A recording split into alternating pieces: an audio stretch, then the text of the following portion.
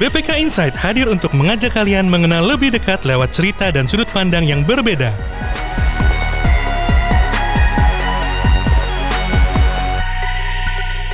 Halo, Assalamualaikum warahmatullahi wabarakatuh. Selamat datang di BPK Insight, podcast pembelajaran BPK Korpu. Perkenalkan, saya dengan Reza Rinova, dan hari ini kita akan bicara soal topik yang spesial banget, yaitu tentang Sustainable Development Goals atau tujuan pembangunan berkelanjutan.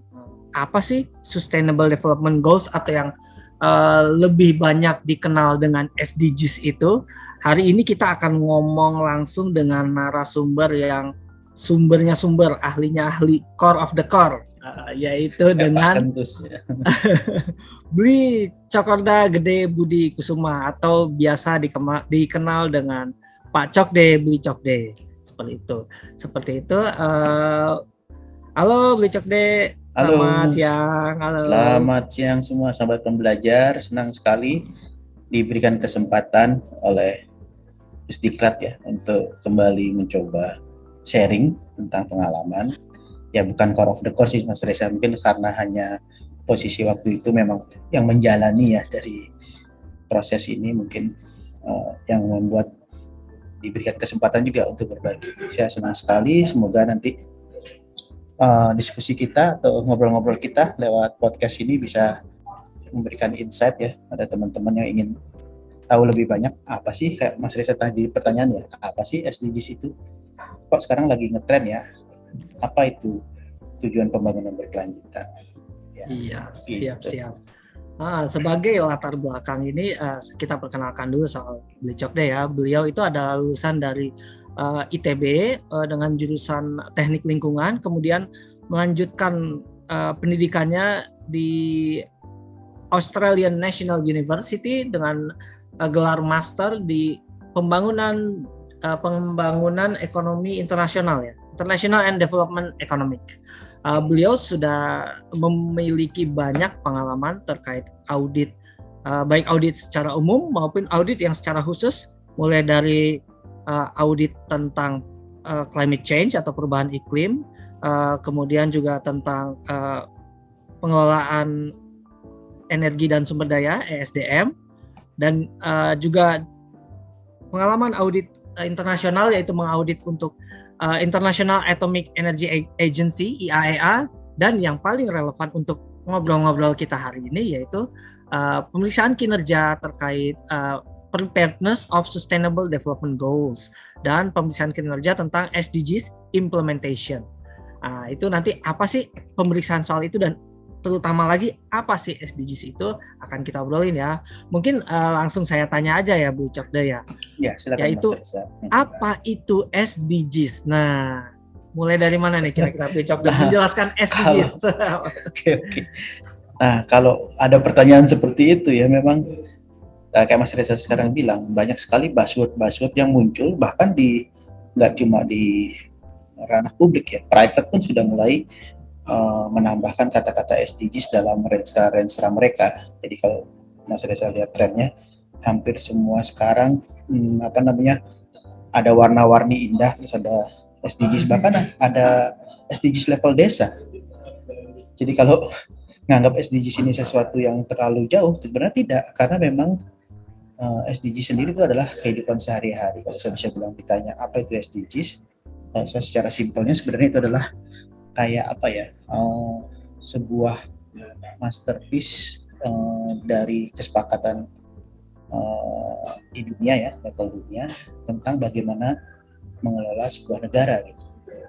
Karena kan tadi bahasa Indonesia tujuan pembangunan berkelanjutan. Kalau dulu kan sering kita dengar ekonomi itu seolah-olah selalu berlawanan dengan lingkungan gitu isunya. Jadi kalau negara mau maju harus ada yang dikorbankan gitu. Lingkungan, yang hutan dirusak dan segala macam, sehingga konsepnya waktu itu negara yang ingin berkembang itu seolah-olah akan merusak lingkungan gitu kan. Nah, dengan adanya SDGs ini yang merupakan kelanjutan dari MDGs ya, para pemimpin dunia itu akhirnya memiliki sebuah kerangka pemikiran atau framework ya, bagaimana sebenarnya sebuah perekonomian itu bisa dibangun, pembangunan itu bisa berjalan bersinergi dengan kelestarian lingkungan gitu. Jadi kalau saya ditanya apa itu SDGs, bahasa formalnya itu adalah kelanjutan dari MDGs-nya PBB ya. Di September 2015 selesai MDGs, disepakati SDGs dari 193 negara di UN. Nah itu bahasanya Transforming Our World menuju 2030. Nah di sanalah kontekstualisasi yang dulu konsep pembangunan berkelanjutan yang masih di awang-awang itu didetailkan menjadi 17 goals, 17 tujuan, 169 target, dan 240 indikator kalau nggak salah. Jadi didetailkan sekali. Jadi kalau ditanya apa itu SDGs, itu kayak sebuah kerangka besar bagaimana mengelola sebuah negara untuk mencapai tujuan bernegara. Karena dari 17 goals itu terlihat sekali perkembangan dari maju tidaknya sebuah negara. Contohnya kalau saya bisa urutkan gitu ya. Pertanyaan negara-negara awal yang masih dianggap negara berkembang pasti gimana sih cara mengentaskan kemiskinan, itu goal 1. Kemudian ketika sudah tidak ada lagi yang miskin, bagaimana supaya tidak ada yang lapar, goal 2 di situ. Tidak miskin, tidak lapar. Kemudian apa? Human resource-nya harus sehat, goal 3. Nah setelah human-nya siap nih, nggak miskin, nggak lapar, sehat, harus dikasih knowledge. Makanya ada goal 4 tentang pendidikan. Nah, berarti secara human capital sudah oke gitu ya. Biasanya negara-negara mulai dari miskin menuju berkembang fokusnya di human capital tadi. Nanti akan muncul problem kesetaraan gender, cowok dan ceweknya gimana? Apakah kesempatan untuk bersekolahnya sama? Apakah ada diskriminasi pekerjaan? Sehingga muncullah goal 5 di sana yang terkait dengan human capital tentang gender equality bahasa mereka. Nah, itu satu dimensi manusianya, bagaimana menyiapkan manusia yang utuh untuk dalam proses bernegara. Kemudian setelah manusia siap, what next gitu ya? Dikasih air ya, sanitasi dan air bersih. Karena ya yang namanya manusia itu kan hidupnya mostly dari air ya. Kalau nggak ada air bersih, kedepannya akan menjadi problem. Gitu. Jadi step awal ekonomi itu dimulai dengan sanitasi dan air bersih yang memadai, itu goal 6 ya. Setelah itu ada lengkap, ada aksesnya, baru negara harus mempersiapkan energi, ya listrik. Apakah bayangkan ada manusianya udah mandinya biasa, gitu kan, MCK-nya juga sudah aman, dikasih energi dan mulai berkembang di goal 7. Nah setelah itu dikasih harus ada kerjaan yang layak di goal 8. Jadi secara ekonomi dia akan berkembang dari air, energi, kemudian mendapat pekerjaan yang layak, disebut tadi, baru nanti dikembangkan dengan infrastruktur yang lebih menuju industri ya, goal 9 tadi. Ada infrastruktur dan innovation di sana. Nah, ketika itu sudah berproses, akan muncul masalah baru lagi. Biasanya ketika pembangunan itu berjalan di sektor ekonomi, nanti ada yang kaya banget, ada yang miskin yang tertinggal. Sehingga nanti akan direm lagi dengan goal 10. Goal 10-nya apa? Jangan sampai ada inequality. Jadi si kaya sama si miskin jangan jauh-jauh banget. Jadi Gini rasionya juga harus diperhatikan. Jangan sampai yang kaya makin kaya, yang miskin ketinggalan. Itu semangatnya ngerem di goal 10. Jadi tadi di human capital direm dengan gender equality, sedangkan di ekonomi direm dengan inequality-nya. Jangan sampai terjadi Gini rasio yang tinggi. Nah, terakhir ketika sudah stepnya menuju yang lebih pola pikir yang lebih ramah lingkungan gitu. Muncullah goal 11. Goal 11 bagaimana sustainable city, di situ ada ya, bagaimana membuat sebuah konsep hunian yang antara ekonomi manusianya tuh living harmony with nature gitu kan. Jadi konsep-konsep green city, konsep-konsep sustainable transport itu muncul di situ ya. Goal 11. Kemudian goal 12 lebih dalam lagi ya, dalam proses produksinya itu pinginnya sustainable production and consumption. Jadi sejak si barang itu lahir sampai dia akan dibuang itu harus dipikirkan. Jadi konteksnya lebih advance lagi. Bahkan di sana akan ada konsep yang sekarang namanya apa itu istilahnya ya, circular economy lah bahasanya. Jadi sejak muncul sampai dia hilang itu berputar kalau bisa, sehingga minimum waste, nggak ada sampah-sampah yang ditinggalkan di goal 12 di situ.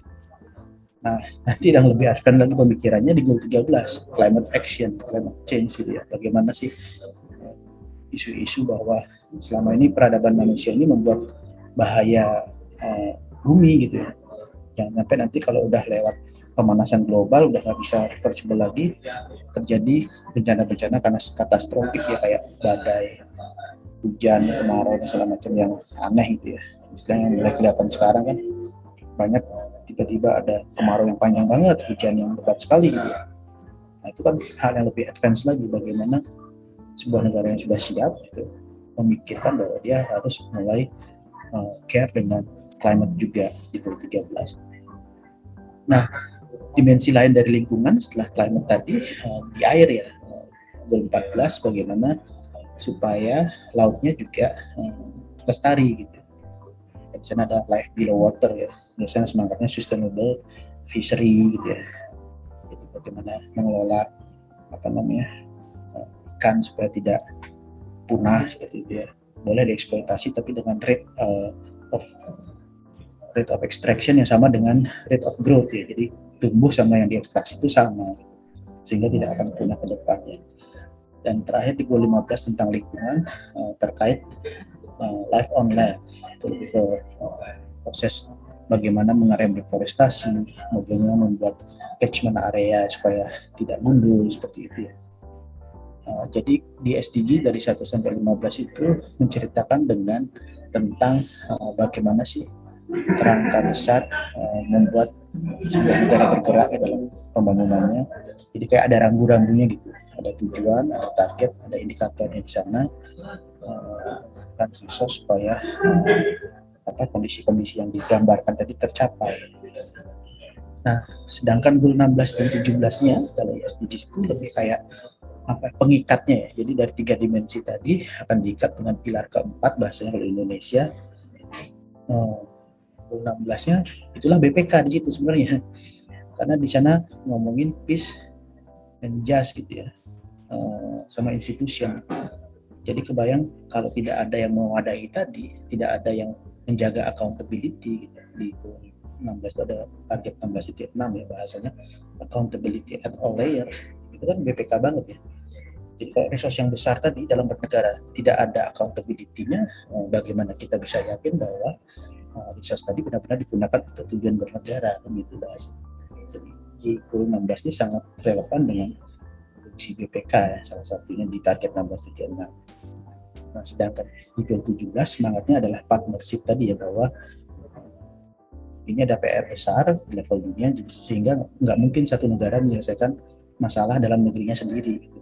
Selalu terbuka peluang untuk partnership, mau alih teknologi, mau pembiayaan, donor segala macam, bantuan statistik. Jadi ada di goal 17 tadi. Jadi kalau saya bisa bilang apa itu SDGs, menurut saya dengan pemahaman yang sedikit dari pengalaman juga ya, bisa klaim bahwa SDGs itu justru adalah sebuah masterpiece yang selama ini kita tunggu sebagai auditor, bisa masuk memperkuat peran BPK dalam mendukung tujuan bernegara.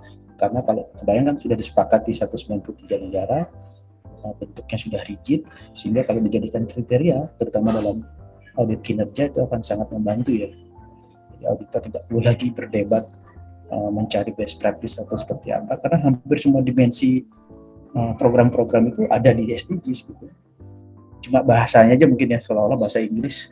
Padahal kalau dilihat lagi di bahasa Indonesia pun bahkan saya bilang tadi, orang level desa aja udah bisa bikin SDGs lokal ya bahasa mereka. Bahkan dia nambahin goal 18 di SDGs desa itu local wisdom. Jadi kebayang kan bahwa kalau teman-teman sini, sahabat pembelajar ini tertarik, jangan terlalu takut dengan bahasa. SDGs itu kok kayaknya internasional banget gitu ya, terlalu jauh lah. Enggak sebenarnya. Kalau baca lagi, kayak tadi dengar cerita itulah sehari-harinya kita, sehari-harinya Pemda, sehari-harinya pemerintah pusat, bahkan pemerintah desa, bagaimana mereka menggunakan resource untuk tujuan bernegara tadi, level besar negara, level kecilnya provinsi, kabupaten kota sampai ke desa. Itu Mas Reza, kira-kira kalau ditanya apa itu SDGs ya. Waduh, menarik banget nih dan sangat komprehensif sekali nih dari perspektif internasional, kesepakatan seluruh negara di dunia, kemudian juga ini sebuah kelanjutan Ya. program internasional dari sebelumnya MDGs ya. Millennium Development Goals, kemudian tadi di 2015 disempurnakan menjadi SDGs ya. Dengan 17 tujuan, 169 target, 240 indikator. Saya tertarik banget dengan istilahnya Blicok tadi sebagai rambu-rambu pembangunan, supaya pembangunan itu tidak menjadi sebuah konflik antara pembangunan ekonomi dengan kondisi lingkungan. Saya tertarik banget ini. Nah, kalau ibaratnya itu kalau dibahasakan dengan dengan program atau pilar pembangunan SDGs yang ada di kebijakan pembangunan Indonesia itu seperti apa ya kira-kira Blicok dari perwujudan ke-17 tujuan ini dengan kerangka pembangunan di Indonesia itu seperti apa ya kira-kira Blicok? Ini supaya sahabat pembelajar ingin mempelajari lebih lanjut, itu ibaratnya apa nih yang kira-kira saya bisa nyambungkan dengan yang saya laksanakan dengan penugasan gitu, kira-kira seperti apa Blicok? Oke. Terima kasih Mas Reza. Oke, sahabat pembelajar. Jadi tadi kan kebayang ya framework besarnya seperti itu, ada keseimbangan. Nah, tentu saja untuk menurunkan ke level mau menuju minimal pemilihan topik, kita harus paham dulu kira-kira bahasa menyelaraskan itu seperti apa. Nah, ini lagi indahnya SDGs itu, karena dia itu sifatnya tidak mandatori ya, jadi dalam artian walaupun disepakati secara utuh 17 ke 169 target, cuman selalu dibuka ruang untuk menyesuaikan dengan kondisi negara masing-masing.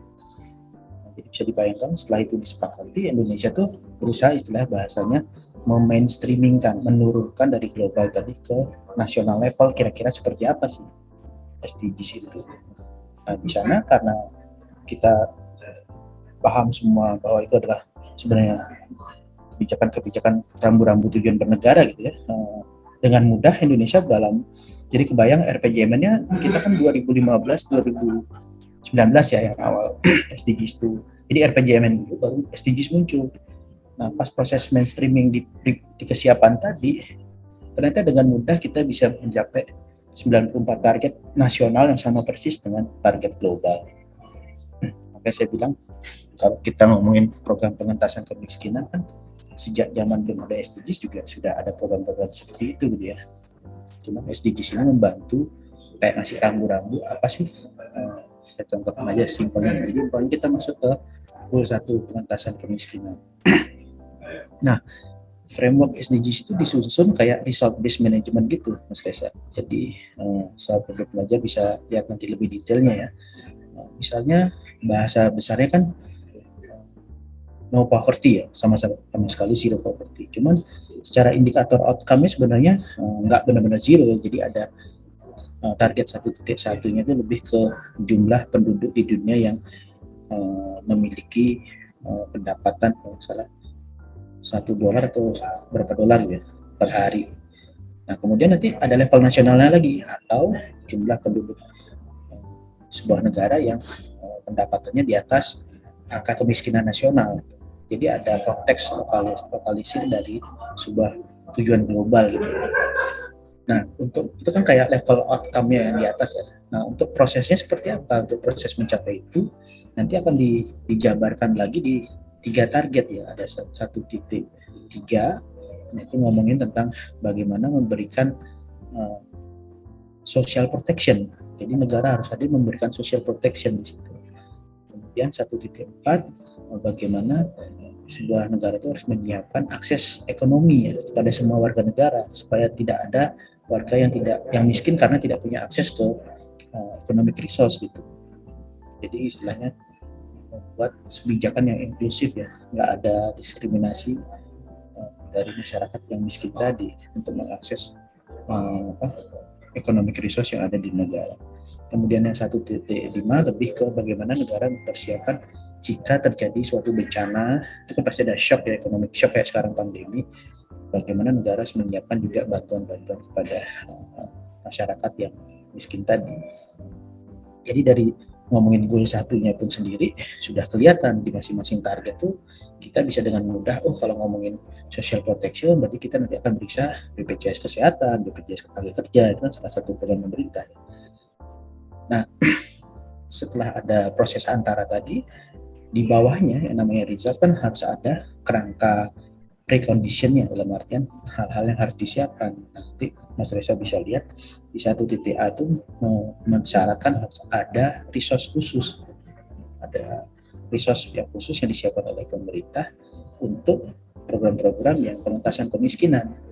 Jadi resource-nya nggak harus dari APBN, bisa dari kerjasama luar negeri, bisa. Jadi harus ada resource-nya dulu di 1.A tadi, di target ya. Sedangkan di 1.B juga mensyaratkan adanya kebijakan yang propur, bisa bahasanya propur, artinya kebijakan yang sangat memperhatikan masyarakat yang miskin. Jadi kalau kita lihat dari sisi sudut pandang pemeriksaan gitu ya, kalau kita mau masuk ke level Pemda ya, kita lihat dulu nih RPJMN Indonesia udah ada nih. Nah sekarang akan lebih bagus ya RPJMN yang sekarang karena sudah disusun setelah adanya SDG. Kalau nggak salah hampir ada 124 target nasional secara eksplisit diomongin di RPJMN kita. Nah nanti sahabat pembelajar tinggal lihat di RPJMD udah muncul juga belum bahasa-bahasa target daerah, berarti ya target daerah yang terkait dengan target global tadi. Nah, tidak harus eksplisit sama ya. Nah, tadi kan kelihatan pemahamannya ya, minimal ada ngomongin social protection, ada pemberdayaan masyarakat sama jaring pengaman ketika terjadi bencana gitu. Nah, itu pun sudah bisa dianggap sesuai dengan target yang ada di SDGs tadi gitu kan. Atau bahkan kalau mau ngomongin LK berarti kan kita bisa mulai dengan meriksa resource-nya tadi ya, resource APBN atau APBD-nya. Kira-kira program-program kemiskinannya, penganggarannya cukup atau tidak, dalam pelaksanaannya sudah tercatat dengan baik atau tidak, atau bahkan ada risk fraud nggak di sana. Contohnya kayak kemarin ya, bansos kan kalau nggak dijaga bocor kemana-mana, berawal dari mana? Dari data yang tidak akurat, masuk dari sisi PDTT-nya juga ya. Jadi intinya kalau sobat pembelajar merasa tertarik dengan SDGs ini, jangan takut dengan bahasa internasional banget nih, enggak. It exactly the same dengan kegiatan kita sehari-hari sebenarnya. Cuman dengan memahami konsep yang besar tadi, teman-teman bisa justru meleverage kegiatan sehari-hari itu kita linkkan dengan SDG, sehingga kalau bahasa saya sih buy one get two ya, kerja biasa secara normal, tapi karena kita linkkan dengan bahasa internasional, nanti kalau LHP yang menjadi produk ya dari teman-teman bisa diangkat ke eksternalisasi itu tadi, mengeksternalisasi BPK, melaksanakan pemeriksaan SDG dengan standar internasional. Itu sih semangatnya. Itu Mas Reza. Oh iya, ternyata ini ya luas tapi juga tidak terlalu jauh ya dengan yang kita lakukan sehari-hari ya. Jadi memang sudah disepakati oleh para negara, tapi tetap memberikan ruang bagi masing-masing negara dari seluruh dunia itu untuk menerapkan SDGs sesuai dengan kerangka pembangunan yang dilaksanakan ya. Makanya tadi saya juga tertarik banget tuh dengan poin yang Bli Cokde sampaikan itu, bahwa ternyata ketika sudah ditetapkan kita memang sudah punya RPJMN, tapi ketika diimplementasi di Indonesia, RPJMN yang sudah ditetapkan dari SDGs yang ditetapkan dari internasional itu tetap bisa disambungkan ya dengan RPJMN yang sudah kadung dibuat nih. Oh iya, menarik banget. Dan tapi itu tadi ya Bli Cokde, ibaratnya tetap harus tersambung antara RPJMN dan RPJMD ya. Itu 2015 ke 19. 1924 juga sama berarti ya Bli Cokde? Ya, kalau dulu strateginya mereka Bappenas menggunakan rencana aksi nasional, jadi ada karena ada jalan duluan, kita menyambungkan dengan rencana aksi nasional dan rencana aksi daerah. Jadi, itu menjembatani secara kebijakan. Cuman tentu akan lebih efektif kalau yang sekarang ya, RPJMN yang sekarang sudah eksplisit. Tinggal lihat di RPJMD apakah ada eksplisit juga di program-program prioritas nasional tadi, RPJMN yang sekarang. Dan bahkan Renstra BPK kan juga disusun berdasarkan RPJMN nasional ya. Jadi kalau kita lihat ke sisi apakah BPK siap untuk mengaudit SDG gitu bahasanya, kalau dari sisi level strategik sangat siap, karena kan Renstra kita udah istilahnya dari timingnya udah sama persis ya dengan RPJMN 2020-2024. Kemudian dari sisi pemilihan topik pemeriksaan pun sudah sama persis dengan 7 agenda nasional, dari 7 agenda nasional yang akan dijadikan tematik pemeriksaan. Nah, itu kan kerangka besarnya. Itu untuk mendetailkan lagi ketika masuk ke salah satu tematik, nanti akan ketemu tuh program-program yang secara eksplisit menyebutkan bahwa capaian yang ingin dicapai seperti apa. Contohnya tadi orang kemiskinan itu kan target nasional, sekaligus target SDGs juga gitu, misalnya. Kemudian misalnya cakupan BPJS gitu ya, itu kan salah satu juga tentang social protection gitu kan. Jadi istilah simpelnya, kalau bahasa Indonesianya TPB gitu ya, bahasa Inggrisnya SDGs gitu aja. Kegiatannya apa? Sama, dari awal sama.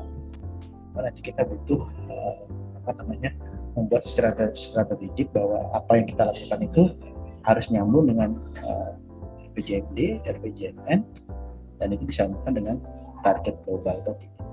Karena kan targetnya akan banyak, tapi nggak semua sama persis ya.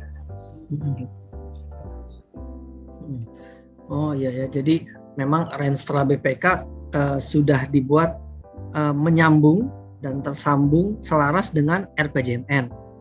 Nah, tinggal poinnya Beli Cokde tadi, teman-teman ini terutama yang di perwakilan atau di daerah itu bisa mempelajari lebih lanjut apakah di RPJMD-nya juga selaras gitu ya. Betul.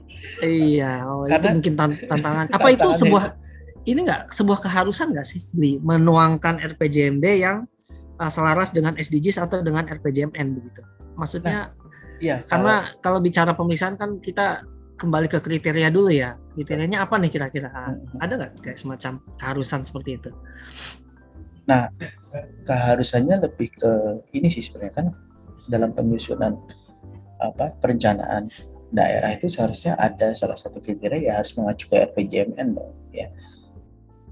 Ini sedikit sulit juga di zaman reformasi ini ya, karena kami juga temukan di preparedness ya di awal kita mencoba menyambungkan antara RPJMN yang ada SDGs-nya tadi yang ke RPJMD ya. Salah satunya mungkin waktu itu kita ngambil sampel yang sudah dekat-dekat gitu kan, ada problem di situ, Jawa Barat ya simpelnya.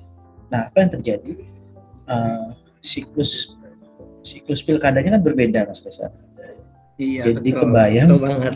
Di tengah-tengah itu tiba-tiba ganti gubernur gitu ya, sehingga apa yang disiapkan oleh gubernur sebelumnya tiba-tiba terputus.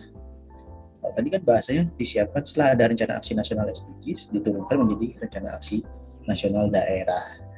Nah, itu kan buy-in ya ke gubernur sebelumnya, jadi disiapin cuman pas selesai nggak ada yang melanjutin gitu, sehingga putus dia antara rencana aksi nasional dengan rencana aksi daerah.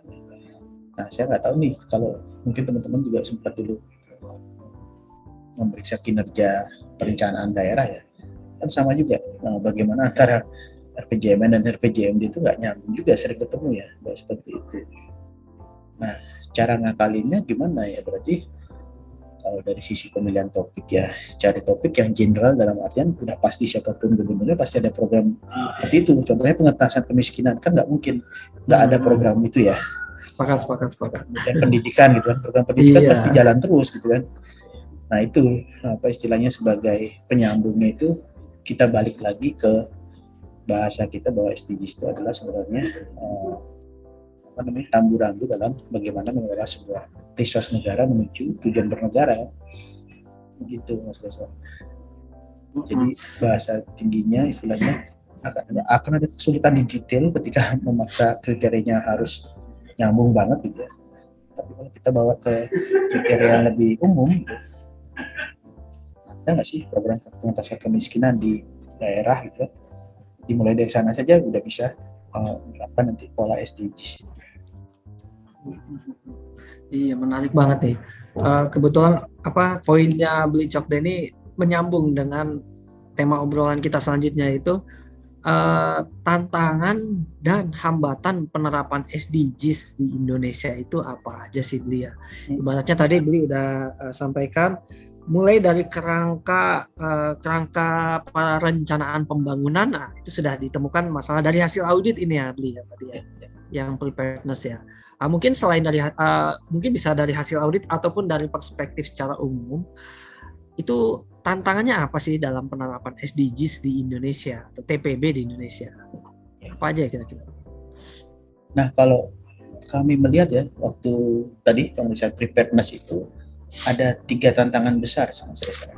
Dari sisi kebijakan, tadi kita sudah bahas ya, bahwa negara kita negara demokrasi, kemudian siklus pemilihannya tidak sama, itu akan selalu ada tentang istilah bahasanya policy coherence. Jadi susah polisi pusat dan daerah itu untuk menuju arah yang sama, itu akan selalu menjadi tantangan. Ya tentu saja akan kebayangkan sulitnya menuju tujuan bersama, padahal pusat sama daerah aja masih tujuannya nggak sama gitu. Jadi policy coherence menjadi tantangan tersendiri di Indonesia. Nah, seharusnya nanti kalau udah pilkada serentak itu sama dengan pilpres, mungkin itu tidak menjadi problem lagi ya. Kemudian yang kedua, bagaimana pendanaannya? Jadi kan kebayang SDGs ini kan sangat-sangat utopis ya, dalam artian ideal banget. Kebayang 2030 mentransform sebuah negara, tidak ada lagi sang yang miskin, semua alamnya indah gitu kan, perekonomian berjalan baik. Tentunya butuh pendanaan. Nah ini kalau kita lihat dari sisi pendanaan, kalau hanya mengandalkan pendanaan APBN tentu saja tidak cukup ya. Jadi istilahnya perlu effort lebih untuk mencapai target-target yang sangat optimis tadi. Apalagi sekarang ada COVID ya. Ada COVID berarti akan banyak anggaran yang direalokasi ya. Sehingga nanti yang contoh paling simpel, pas COVID kemarin kan angka kemiskinan kita naik gitu. Jadi ada PR kayak ngulang lagi Mas Revo. Sepakat. Pendanaan yang berbeda lagi dari trajektori yang awal. Padahal kalau di awal kan di trajektori 2030 akan turun smooth gitu ya. Kemiskinan akan turun smooth, tapi dengan adanya COVID ini kan pas mau turun naik lagi gitu ya. Jadi butuh dilihat lagi nih gimana nih pendanaannya cukup atau tidak. Kemudian yang paling menjadi tantangan kita di Indonesia ya masalah data. Dari dulu kita komen bahwa data kita itu disagregasinya itu kacau. Jadi kalau semangatnya SDGs itu kan salah satunya no one left behind. Jangan sampai ada warga negara yang ketinggalan, tak menikmati pembangunan, miskin terus gitu. Tapi kalau kita temukan data kemiskinan kita itu kacau Mas. Ya kayak kemarin masih bansos kan berdasarkan DPKS tahun 2015, jadi nggak update itu. Nah itu kami kemarin komen minta tolong segera diperbaiki, salah satunya dengan munculnya Perpres One Data ya. Bagaimana nanti setelah Perpres ini terimplementasi dengan baik, saya Mas Reza terdetek sebagai satu entitas ya, satu database sehingga kemanapun nanti tidak akan terjadi misallocation of resource. Jangan sampai yang udah kaya masih dikasih dapat 300.000 sebulan dari bansos tadi, PNS yang dapat, itu kan karena kacaunya data ya. Bicara tentang SDGs maupun bukan tentang SDGs ya, emang masalah klasik ya. Mulai dari policy coherence itu ibaratnya sudah banyak yang menyuarakan lah tumpang tindih kebijakan ya kita ya. Baik dari segi apapun nih, peraturan tentang apapun, mulai dari lingkungan, perizinan. Memang di era pemerintahnya Pak Jokowi setelah 2 era ini terus mendorong supaya menyederhanakan, contohnya perizinan, atau kemudian juga dengan adanya Omnibus Law.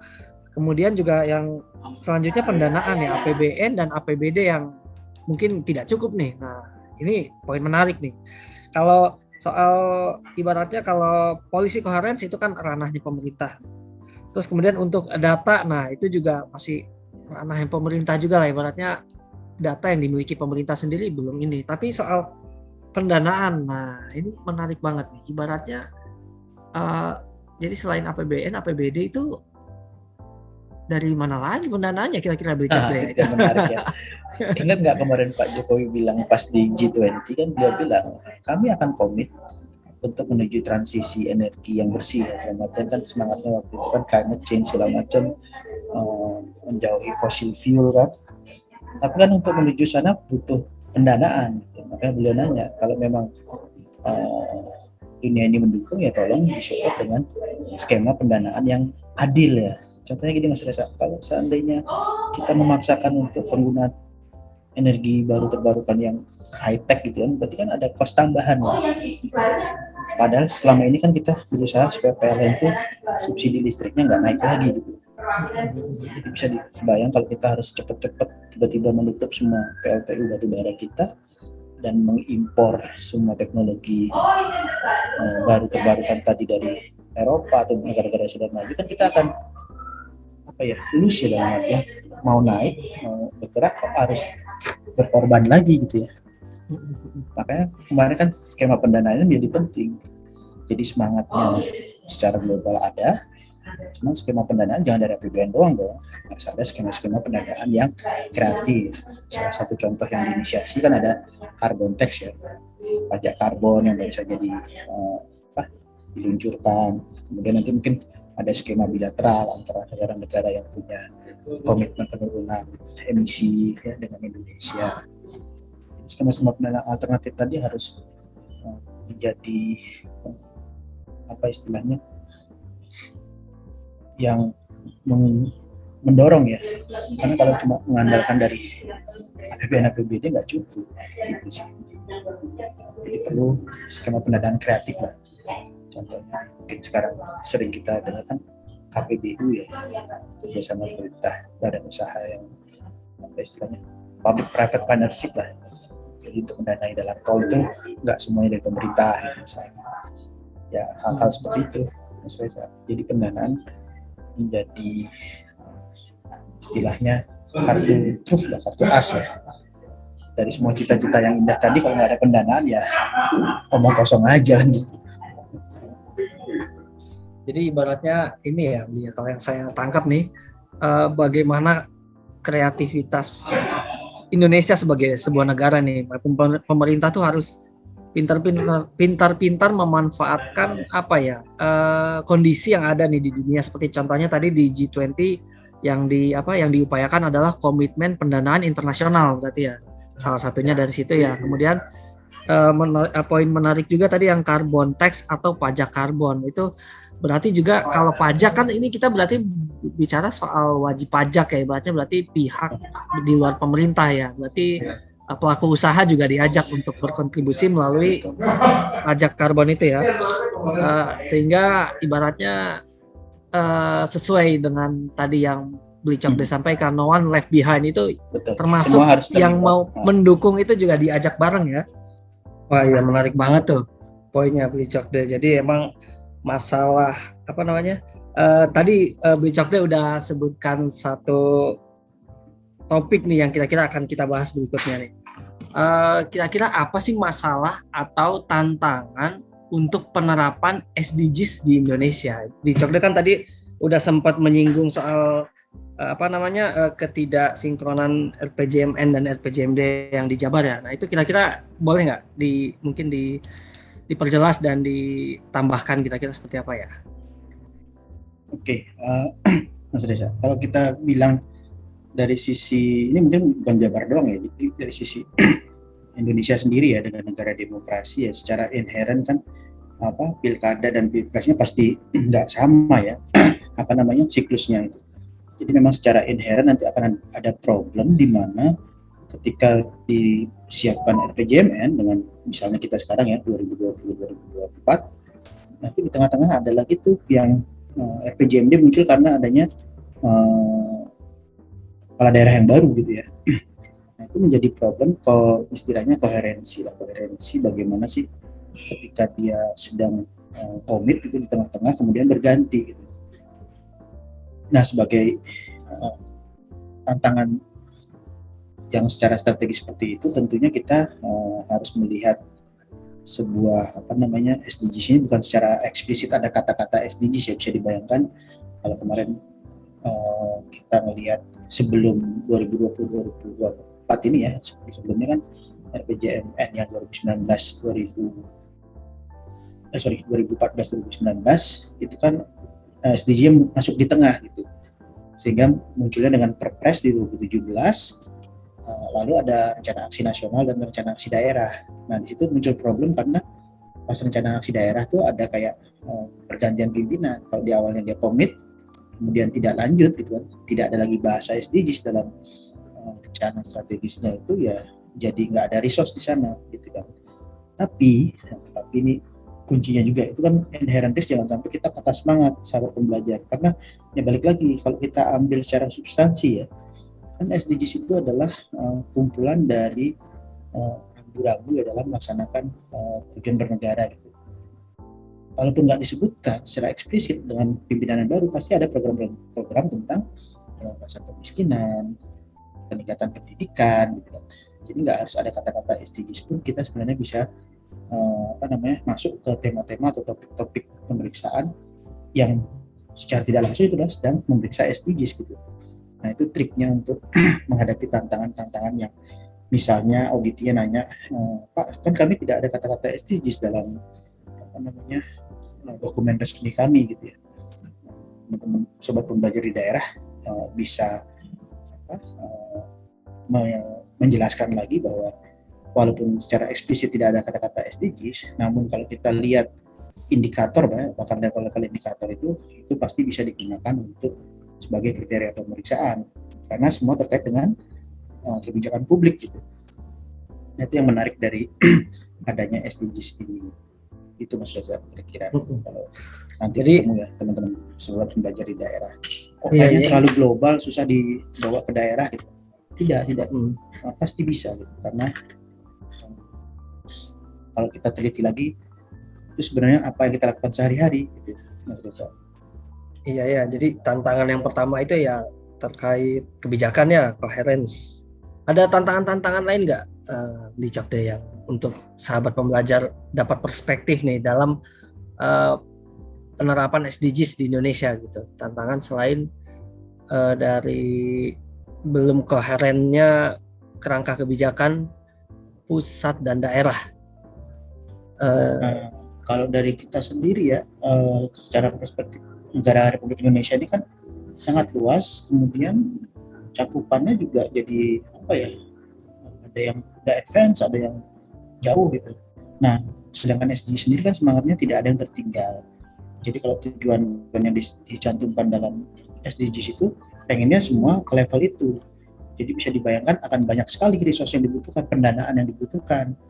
Nah, kalau kita nunggu cuma dari APBN dan APBD, yang which is hanya kalau kita ngomong tax ratio kita 10% ke bawah ya, itu butuh waktu berpuluh-puluh tahun ya untuk membuat percepatan dari program-program yang bisa serving public goods di seluruh Indonesia itu. Ya, contoh paling simpel, mungkin di kota orang-orang udah tidak berpikir lagi tentang sanitasi dan air bersih ya. Tapi Mas Reza bisa lihat data ternyata dari semua tujuan 17 goal di SDGs itu yang menjadi PR justru goal 6. Sanitasi dan air bersih itu masih menjadi PR loh di negara kita. Jadi belum semua masyarakat kita bisa mendapatkan akses air bersih dan juga untuk MCK-nya dengan baik gitu ya. Kami waktu itu sempat ke Riau tuh, ya itu nggak nyangka gitu masih ada di zaman sekarang penduduk yang nggak punya MCK dedicated ya. Jadi dia harus kalau mau izin buang hajat itu harus ke tempat-tempat mana gitu. Ya nggak kebayang gitu ya, karena tadi Indonesia ini luas, kemudian SDGs ini sangat waktunya 2030 kelihatan lama ya, tapi untuk pendanaan kita nggak mungkin hanya mengandalkan APBN, APBD. Nah, terus gimana gitu? Dari pemerintah Indonesia sendiri sudah berupaya untuk melibatkan stakeholder lain ya, ada filantropi, ada swasta masuk, sehingga muncul pola-pola pendanaan yang kita sebut dengan blended finance. Blended finance di mana nanti misalnya pemerintah yang nyediain tanahnya, nanti swasta yang membangun fasilitas rumah sakitnya gitu ya. Kemudian nanti bagaimana sistem returnnya supaya ada minimal ada return juga untuk BIP-nya yang swasta tadi, itu salah satu yang seperti itu. Sehingga bagi pemeriksa muncul lagi masalah baru ya, bukan masalah baru, muncul lagi tantangan baru. Accountability-nya gimana ketika kita memeriksa sebuah project yang blended finance, gimana itu secara accountability? Karena kan ada porsi pemerintah yang tentunya mengikuti aturan pemerintah, di sisi lain ada porsi swasta yang mungkin secara tidak langsung tidak bisa plek sama dengan aturan-aturan yang berlaku di keuangan negara gitu. Jadi ketika keuangan negara ini bercampur dengan keuangan private, itu menjadi tantangan tersendiri dari sisi accountability tadi ya. Itu tantangan ke depan. Karena mau nggak mau arahnya ke sana, kita harus siap juga untuk mulai mencari metodologi untuk meyakinkan accountability di proyek-proyek yang bersifat blended finance tadi. Itu maksudnya. Nah ini menarik juga nih, untuk berarti ada sebuah tantangan bagi BPK ke depan ya dalam rangka menghadapi atau menyongsong SDGs yang sekarang mungkin udah tinggal 10 tahun ya, kurang malah. Oh iya, 9 tahun. Tinggal 9 tahun lagi nih. Nah, mungkin selama perjalanan dari 2015 sampai sekarang dan persiapan ke depan itu apa aja ya peran dan kontribusi BPK dalam menyongsong SDGs ini ya, yang sudah ibaratnya baik yang sudah maupun yang akan lah ibaratnya seperti itu. Oke, mungkin kami flashback sedikit ya peran BPK di awal-awal SDGs itu. Saya ingat sekali BPK di 2016 ya sudah diajak untuk ikut dalam tim ya. Tim waktu itu yang menyusun guidance untuk bagaimana memeriksa preparedness SDGs gitu. Jadi 2015 SDGs ditetapkan, 2016 itu Intosa ya melakukan meeting di sana dan menindaklanjuti Incosa yang menyatakan bahwa oke, saya di seluruh dunia akan mengawal implementasi SDGs. Nah, karena baru awal-awal Mas Reza, yang namanya implementasi baru awal-awal kan kita harus belum bisa melihat outcome atau outputnya gitu ya. Jadi kita mencoba melihat apakah pemerintah negara-negara ya, dan pemerintah dalam negara-negara masing-masing telah siap untuk mengimplementasikan. Makanya bahasanya kita bikin guidance preparedness waktu itu. Kemudian hasil dari guidance itu kita lakukan pemeriksaan ya, dan hasilnya dipresent di UN ya 2012 Juli di forum yang namanya HLPF, High Level Political Forum. Di sana mendapat apresiasi itu dari sisi pendekatan preparedness-nya tadi. Apa yang kami lakukan waktu itu ya menggabungkan ya, mensintesa pendekatan yang sudah ada oleh Netherlands kalau salah, itu 7 step-nya dengan USGAO. Intinya kita memodifikasi metodologi yang ada, best practice, kita customize dengan yang ada di Indonesia. Yang membedakan apa? Indonesia itu kan sifatnya regulatori ya, jadi kita tuh benar-benar harus menunggu ada perpres dulu Mas Reza. Nah, ketika kita tampilkan di sana, loh kok sampai ada perpresnya? Nah, negara-negara Eropa tuh pikir, udah kalau sesuatu yang bagus kenapa harus diatur, kan itu nggak ada perpres kan kamu bisa meriksa. Tidak, di kami harus tunggu perpres dulu karena ada arrangement resource di sana gitu kan, baru kita periksa, sehingga dampak pendekatannya lebih sistematis karena ada payung hukumnya gitu ya. Sedangkan yang lain-lain masih scatter aja karena memang mereka harus mencari dari sesuatu yang sudah berjalan dan abstrak gitu ya. Nah, itu akhirnya menjadi istilahnya lumayan menarik ya. Waktu itu kita menyajikan salah satunya itu adalah bagaimana kontribusi kita mendorong adanya Perpres One Data ya. Sebagai info teman-teman pembelajar, ini problematik yang nggak cuma dialami Indonesia ya, seluruh dunia itu yang namanya data statistik itu untuk mencapai agregasi yang memadai menjadi PR. Nah, kita waktu itu memotret bahwa data-data statistik di Indonesia ini agregasinya kurang karena belum bisa memetakan di mana sih 40% penduduk pendapatan terendah. Padahal semangatnya SDGs kan no one left behind tadi, Mas Rizal. Jangan sampai ini seolah-olah ekonomi meroket gitu, ekonomi 5%, tapi kita nggak perhatian sama ada loh penduduk yang 40% yang kurang beruntung berada di bawah gitu. Nah, data statistik kita tuh belum bisa sampai ke situ. Nanti kita dorong bagaimana meningkatkan kapasitas statistik di Indonesia, salah satunya dengan platform data gitu.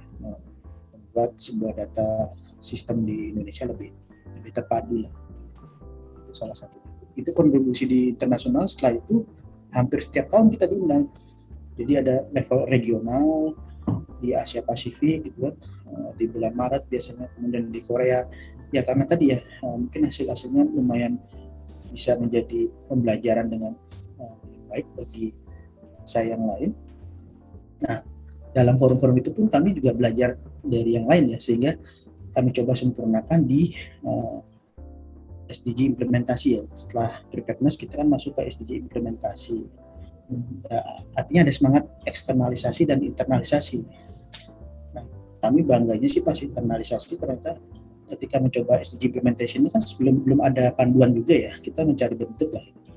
Dan ternyata secara internal di Indonesia sendiri hasilnya berdampak gitu. Berdampak. Boleh saya share screen sedikit ya. Ini Boleh. Sebuah artikel kok hasil kita bisa dibikin kayak apa ya, artikel yang news yang bisa seperti itu ya. Kita juga nggak nyadar bahwa LHP kita tuh ternyata bisa sampai segitunya gitu ya. Jadi dari diimplementasi itu kita mencoba mengkritisi tentang pendidikan ya. Nah, kontribusi BPK mengalir hingga ke meja belajar Adinda. Jadi di sini diceritakan, ini gambaran ya, ada seorang anak yang tinggal di Meruya, Jakarta Barat. Kemudian ada KIP di sini. Kami waktu itu pas di UN juga menjadikan KIP sebagai case study gitu ya.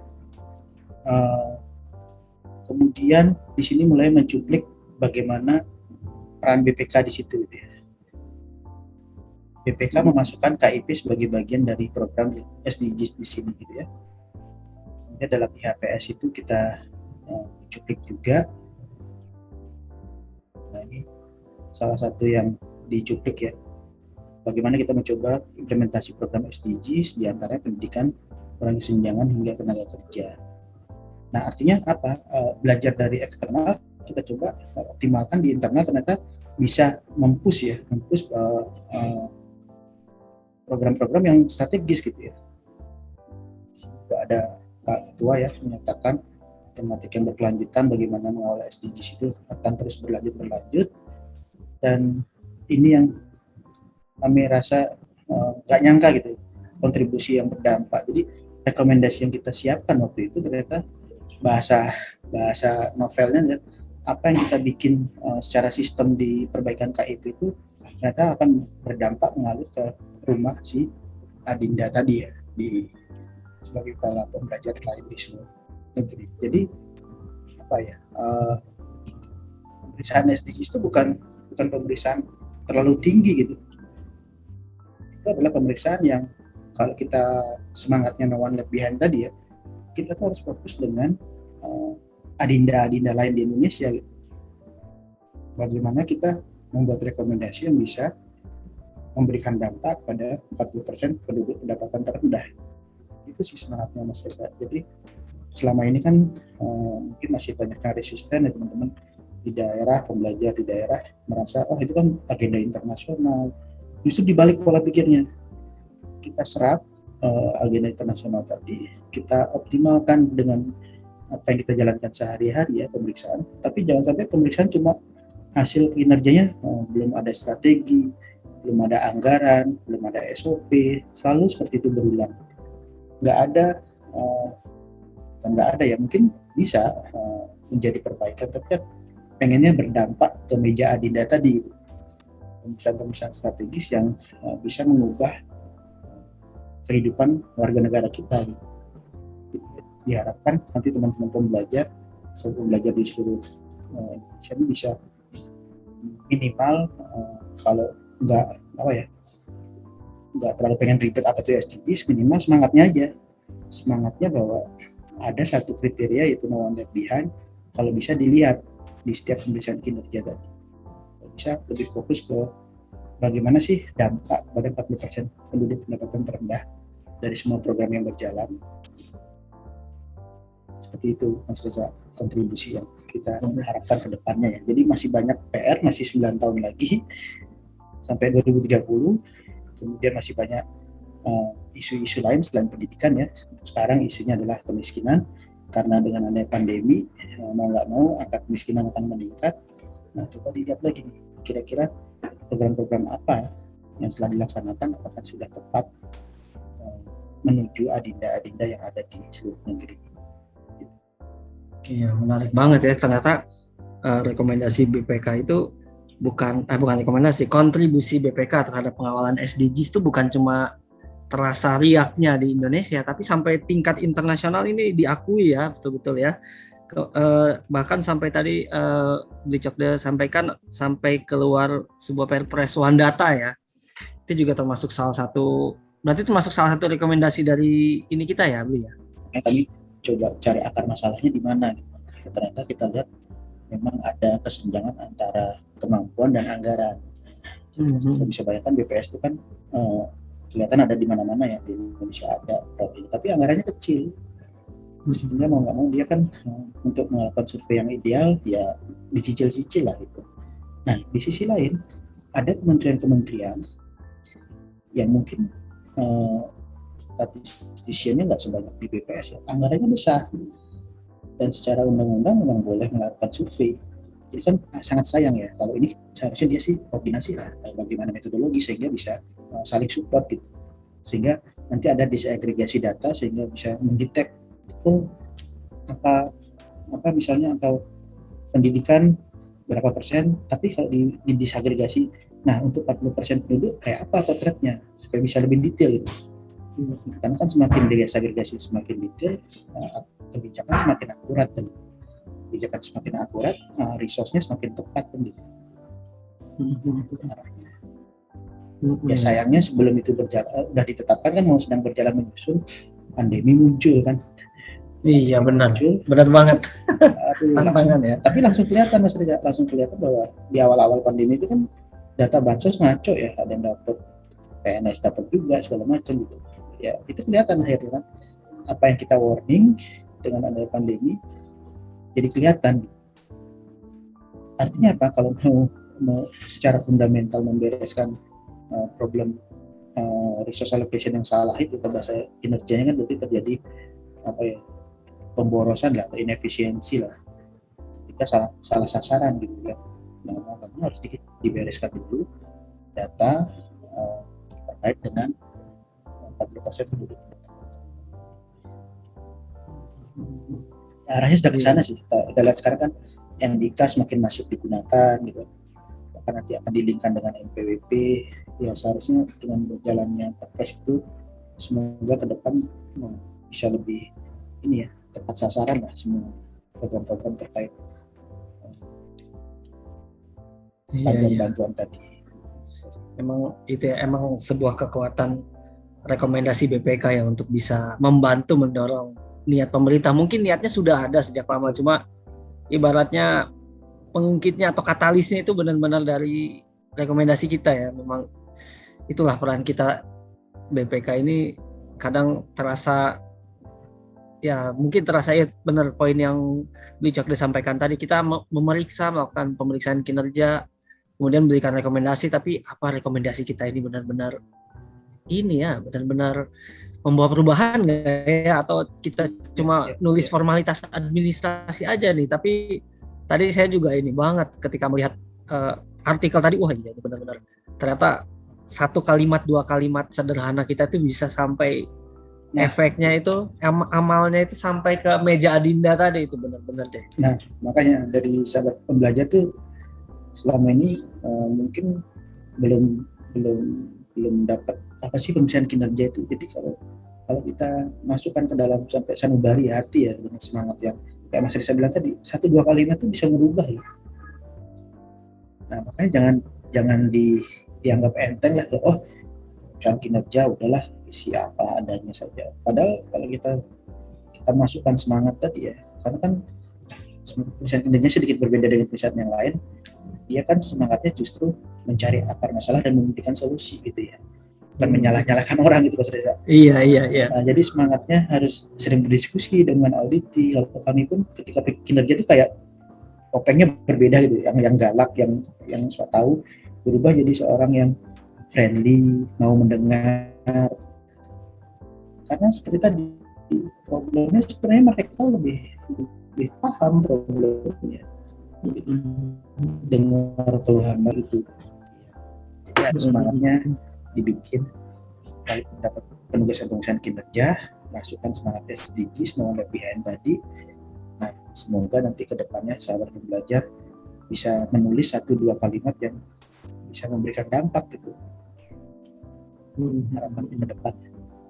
Iya, ini menarik banget nih. Terus kemudian ini karena saya di perwakilan ya, jadi perspektif perwakilan kan kita selama beberapa tahun saya di perwakilan ini, terutama di semester 2 tuh hampir selalu mendapat pemeriksaan kinerja tematik begitu. Pendidikan, kesehatan, ada yang sistem pemerintahan berbasis elektronik, yang baru-baru ini ada juga terkait bansos di desa kalau nggak salah. Kemudian tahun kemarin juga terkait penanggulangan COVID. Ternyata ketika dengan obrolan kita tadi itu ternyata semua tersambung ya dengan 17 tujuan pembangunan ini ya, Bli ya. Emang seperti itu atau gimana itu, Bli? Ya, memang seperti itu, Mas Reza. Kalau kita tadi lihat pertanyaan pertama apa itu SDGs, kan saya ceritakan bagaimana itu mencakup dari sejak negara itu lahir, dari pertama lahir istilah negara tertinggal ya, sampai menjadi negara maju kan. Itu akan tercakup beberapa, apapun proyeknya ada di sana Mas Reza. Jadi mau ngomongin sistem elektronik itu mungkin terkait dengan peningkatan akuntabilitas gitu kan, sistem elektronik tadi. Kemudian pendidikan, bansos itu kemarin kita lihat ada di jaringan sosialnya gitu ya. Jadi semangatnya yang sehari tadi diperkuat dengan adanya SDGs ini. Semoga kedepannya yang paling simpel sih fokus kepada 40% penduduk pendapatan terendah itu seperti apa sih programnya di daerah, apakah sudah menikmati program manfaat dari program-program pemerintah atau tidak. Itu semoga ya bisa menjadi pendorong lah. Masih ada 9 tahun lagi, apalagi SDG sudah masuk renstra kita ya. Iya betul. Tidak usah takut, ada tematik lokal juga, ada tematik nasional, ada tematik lokal kan. Nah, kalau mau bikin tematik lokal yang ngeling ke tematik nasional yang sedang berjalan, sangat bagus tuh Mas Reza. Contohnya misalnya tematik nasional kan biasanya program-programnya problem di level nasional belum tentu ada di daerah kan. Jadi disambungkan gitu dengan pendekatan problem di daerah. Jadi sama-sama memeriksa bansos secara nasional tematik, tapi nanti diperlengkapi dengan tematik lokal yang memang muncul dari problem-problem atau isu-isu yang ada di tempat Mas Reza gitu. Oke. Iya benar banget Beli ya. Jadi emang mungkin ini sekalian sebelum penutupan lah, sebelum poin penutup dari Beli tadi saya coba recap secara singkat. Emang semangatnya SDGs itu dari justru bagaimana dunia internasional ingin mengantisipasi pembangunan ekonomi yang juga tidak merusak lingkungan dan juga mendukung pembangunan sosial ya, ibaratnya dengan prinsip no one left behind-nya dari BLIT itu ya. Dari dunia internasional disepakati di tahun 2015, kemudian diterima oleh Indonesia dan diresmikan dengan Perpres tahun 2017 ya. Itu ternyata selama ini SDGs yang sudah digaungkan di dunia ini juga sudah ada di kerangka RPJMN kita ya, tinggal bagaimana menyelaraskannya dengan SDGs, dan itu termasuk tantangannya ke depannya, itu bagaimana selaraskan dari tingkat nasional ke tingkat daerah, termasuk bagaimana pendanaannya dengan berbagai macam solusi seperti blended funding, dan kemudian diteruskan ternyata selama pelaksanaan SDGs di Indonesia dari 2015 sampai 2021 ini peran BPK itu sudah masuk dari awal-awal. Dan bahkan bukan hanya di tingkat Indonesia, tingkat internasional juga sudah sangat diakui ya. Dan salah satu contoh konkret nyatanya adalah Perpres One Data dan juga pemeriksaan kita ya. Nah, ini mungkin sebagai penutup nih untuk teman-teman sahabat pembelajar, baik sebagai pemeriksa di pusat ataupun mungkin di unit kerja lain ataupun pemeriksa di daerah, ini kira-kira tadi Beli Cokres sudah sedikit menjelaskan bagaimana perannya di pemeriksaan ya, terutama kinerja. Tapi mungkin ibaratnya untuk pemeriksaan jenis lain seperti laporan keuangan atau DTT itu kira-kira sebenarnya untuk kontribusi ke SDGs itu ada nggak ya? Ada mungkin misalnya ada kita fokuskan ke pemeriksaan yang di bagian mana yang kira-kira mendukung SDGs atau sebenarnya sehari-hari kita menjalankan tugas kita dalam audit LKPD pun kontribusinya di SDGs itu ke depan gimana nih biar teman-teman tersemangati dalam menjalankan tugas yang mungkin sudah monoton lah ibaratnya memeriksa kas seperti itu, meriksa jalan seperti itu, meriksa ke puskesmas, ke sekolah seperti itu ibaratnya. Tapi kalau dikaitkan dengan SDGs seperti apa itu kira-kira dan ke depannya apa yang bisa teman-teman harapkan nih kira-kira sahabat pembelajar harapkan gimana? Nah, kalau disambungkan sebenarnya tidak harus pemeriksaan kinerja ya, tapi memang yang paling pas pemeriksaan kinerja. Kalau Mas Reza ingat lagi kan kita masuknya dari target 16.6 ya, accountability ya, betul, at 16, all layers. Ya. Nah, di situ frameworknya adalah PEVA ya. Mungkin teman-teman juga sempat pemeriksaan kinerja waktu itu Public Finance Management PFM dinilai dengan PEVA. Nah, di dalam PEVA itu dimulai dengan disiplin anggaran, Mas Reza. Disiplin anggaran. Jadi kalau kita masukkan ke laporan keuangan ya tentunya itu adalah menilai apa yang sudah disepakati direncanakan, kemudian pelaksanaannya dicatat dengan baik gitu ya. Semua resource dengan sesuai ketentuan. Nah, itu berarti kan salah satu kontribusi juga secara accountability di level bawah ya, dalam artian kalau sebelum ngomong hasil harus transparan dan akuntabel dan dibuktikan dengan WTP gitu kan Mas Reza. Berarti tetap jalan tuh LK-nya. Kemudian ketika kita lakukan PDTT itu biasanya kan sudah ada peraturan-peraturan yang sedang dijalankan. Nah itu kalau kita perbaiki dengan kinerja kan kadang-kadang problemnya ada di aturan misalnya. Jadi seandainya setelah kita masuk kinerja SDGs aturannya berubah, nah tahun depannya lagi kita cek lagi apakah sudah sesuai dengan aturan atau tidak gitu. Jadi istilahnya 3 pemeriksaan ini bisa jadi tools alat pisau yang saling melengkapi ya untuk membuat sebuah, kalau kita jadi chef lah istilahnya, mungkin yang awal-awal daging besar itu dipotong dengan pisau yang tajam gitu ya, dengan LK yang artinya nggak ada toleransi ya, harus sesuai standar segala macam gitu kan. Nah, udah jadi daging sticknya kemudian dilakukan apa istilahnya tahapan selanjutnya gitu ya, bagaimana supaya jadi enak, resepnya apa gitu kan. Resepnya kan udah tertulis, jadi secara PDTT harus nggak ada yang salah tuh. Nah, setelah jadi dihidangkan, dinikmati gitu kan, ternyata ada kritik, ini kurang manis atau kurang pedas gitu. Berarti kan kita lakukan kinerja ya, apa benar masalahnya di mana sih? Oh ternyata resepnya salah. Nah, secara aturan PDTT-nya harus diganti lah, aturan diganti dulu baru di PDTT lagi kan gitu. Jadi kayak saling melengkapi sebenarnya tahapan-tahapan dari jenis pemeriksaan. Jadi sahabat pembelajar nggak usah takut, saya kan jagonya LK mungkin nggak bisa berkontribusi ke SDGs dong, nggak gitu. Karena kalau kita lihat secara holistik ya, yang namanya saya cerita kemarin kan untuk mencapai zero poverty, sebelum ke sana kan kita mulai dari precondition dulu, kebijakannya seperti apa, duitnya seperti apa di bawah ya. Nah, duitnya kita cek dengan LK gitu kan, dan detail, dan PDTT, kebijakannya kita cek dengan kinerja gitu. Dua hal ini yang akan selalu mendorong capaian tengah-tengahnya, ada bansosnya, ada keadilan untuk mengambil resource supaya dia nggak miskin gitu ya. Ada juga cadangan kalau tiba-tiba ada bencana kan, ada 3 gitu. Nah 3 pemeriksaan inilah mendorong program-program terkait supaya makanannya enak gitu, supaya pas dia sticknya pas gitu, supaya yang benar-benar miskin itu nggak ada pengennya seperti itu. Jadi makanya dengan mandat yang sangat super power, sahabat pembelajar, kita merasa beruntung lah bisa menjadi pegawai BPK. Semangatnya sekarang di-equip lagi ya dengan hati gitu ya. Saya pengen membuat sesuatu lah dari pemeriksaan yang selama ini berjalan, dan dengan niat yang baik, pasti nanti metodologi apapun akan keluar dengan sendirinya. Dimulai dengan niat tadi, semangat SDG no one left behind aja digunakan dalam memperkuat pelaksanaan pemeriksaan sehari-hari dari sobat pembelajar. Ya, semoga berguna ya dari saya, Mas Risa, seperti itu. Iya benar banget sahabat pembelajar ya, ternyata emang pelaksanaan tugas kita sehari-hari itu tetap mendukung perwujudan SDGs ya. Jadi ibaratnya ke-17 tujuan SDGs itu bukan dilihat sebagai sebuah prioritas atau satu persatu ya, tapi emang apa yang kita lakukan di goal 16 tadi ternyata bisa mendukung ke 16 goal lainnya gitu ya, Beli Cokde ya, bagi sahabat pembelajar ya.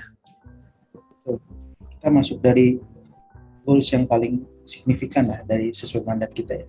16, target 16.6, udah itu akan memberi kontribusi kepada goals-goals yang lain. Iya.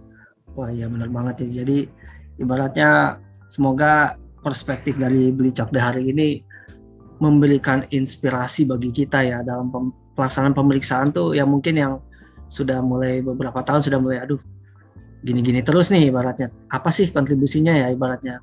Yang emang yang paling kelihatan selama ini ibaratnya kerugian atau apa, tapi ternyata di balik itu kita mendukung sebuah goal 16 yang mana goal 16 ini mendukung ke 16 goal lain dalam 17 tujuan pembangunan berkelanjutan itu ya. Benar-benar ini deh, inspiratif banget. Nah, ibaratnya kita sudah bicarakan tentang SDGs, tentang tantangan dan peran BPK juga ke depannya. Saya kira itu mungkin sudah cover semua ya ibaratnya. Tadi sudah dihitung sebagai closing statement atau mungkin Beli Cokde masih mau ngasih closing yang lain nih? Saya tadi udah jabarkan lah ibaratnya. Ya, mungkin pesan dari saya ya tadi, tetap semangat berkontribusi sebagai pembelajar dan pegang satu prinsip ya, istilahnya kita gunakan mandat yang kita punya. Kalau dari sisi ini semoga bisa bermanfaat. Dan prinsip yang saya pegang sih selalu ada pola pikir, jangan sampai ada yang ketinggalan. Saya punya kontribusi untuk meyakinkan bahwa no one left behind, itu sih. Iya, no one left behind itulah kata kuncinya, no one left behind. Oh ya, LHP SDGs itu ada di situs BPK ya, Beli ya. Bisa kita akses ya kalau sahabat pembelajar mau mempelajari. Kalau mau lihat detailnya ada yang versi bahasa Inggris di situs BPK. Mantap sekali Beli Cokde, sebuah perspektif baru nih bagi saya, terutama bagi saya nih, dan mungkin sahabat-sahabat pembelajar yang di daerah yang ibaratnya melaksanakan pemeriksaan, tapi ini apa ya, outputnya seperti apa ya, ternyata memang itulah manfaat dari kita sebagai BPK dengan power yang banyak dan sangat besar gitu, dan tidak terasa oleh kita tapi ternyata terasa oleh orang lain. Jangan lupa nantikan episode BPK Insight berikutnya. Salam BPK Korpu. Salam BPK Korpu. Salam Ingat, BPK Korpu. no one left behind. Semangat. No one left behind.